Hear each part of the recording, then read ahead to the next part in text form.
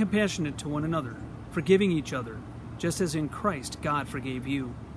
Be imitators of God, therefore, as dearly loved children, and live a life of love, just as Christ loved us and gave himself up for us as a fragrant offering and sacrifice to God. Seeking the heart of God, next on So What?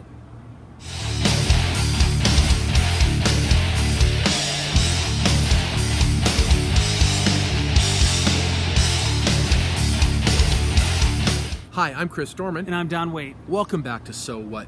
We are nearing the end of this series on Seeking the Heart of God. In fact, we'll have this podcast and one more. And unless God tells us something different, that's it. We're moving on to the next series, and we're going to keep that under wraps for now, what it's going to be, okay? We've been talking about real practical things that you can do to draw near to God. And that's really what it's all about at the end of the day, drawing closer to Christ, reflecting Him to the world. And what better way to reflect the love of Christ than to talk about forgiveness? Nothing really speaks more loudly to Christ in us than demonstrating real forgiveness to others. You're right, Chris, but for so many of us, it can be really hard. People have been hurt very, very deeply, and in fact, people watching today may be going through a significant amount of pain and anguish right now because of sin that's been committed against them and continues to be committed against them. And so this can be a bitter pill to swallow when we say we need to forgive. It's true. The problem, though, is when we don't forgive, it hinders our walk. It interferes in our relationship with the Lord. It does. It really, really does. I mean, Paul is exhorting the church at Ephesus, and he says the same thing in Colossians. What we are to imitate Christ, and one of the ways we do that is by being forgiving of others as they wrong us. He's anticipating it. Yeah. Paul's expecting that people are going to wrong you. They're going to hurt you. And okay. And like Jesus, you need to forgive them. I was contacted a little while ago by a man who was really struggling in his faith, and he was talking about all kinds of going off in really weird directions. And so I started, we talked, and I said, so where did this come from? And we were talking about his upbringing. We were talking about his passion for the Word and how that slowly over time waxed and waned until now he was really struggling to hold on to his faith. And so I kept digging and asking more and more questions, and I finally asked him, I said, so are there people out there you're just not forgiving?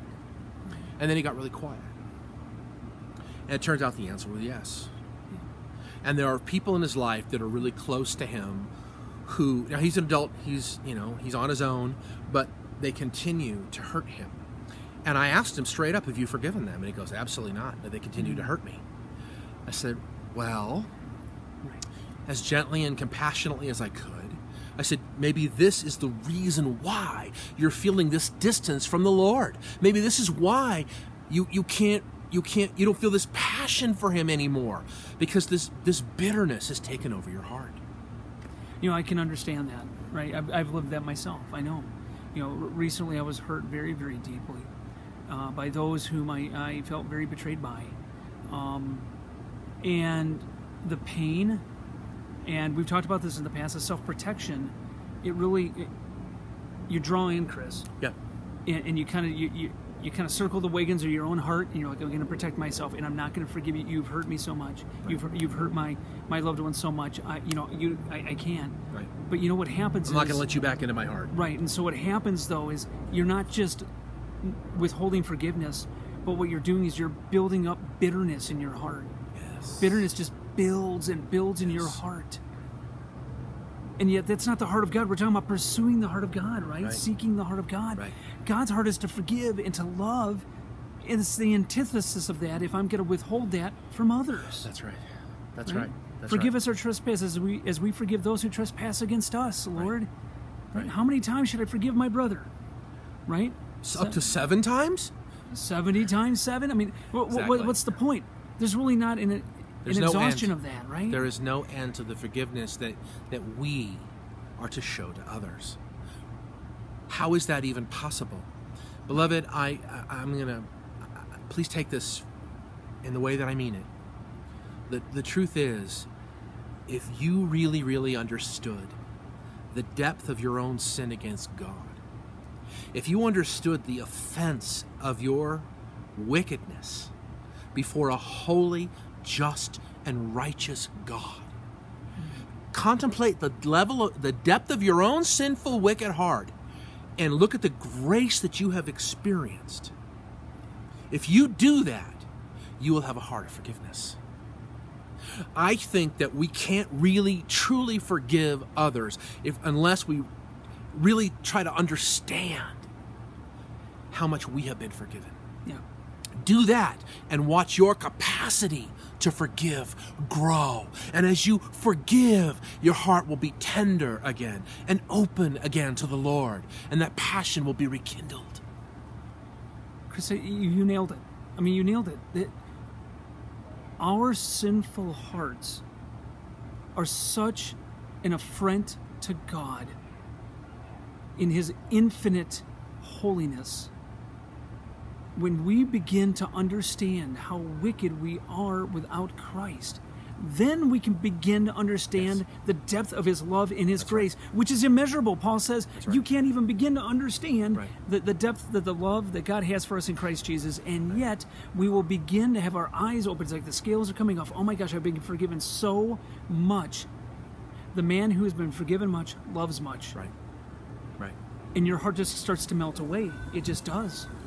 Do you realize that however you have been hurt, however you have been sinned against, it is nothing in comparison to your own sin against God? Your sin against God is much, much greater, much more profound.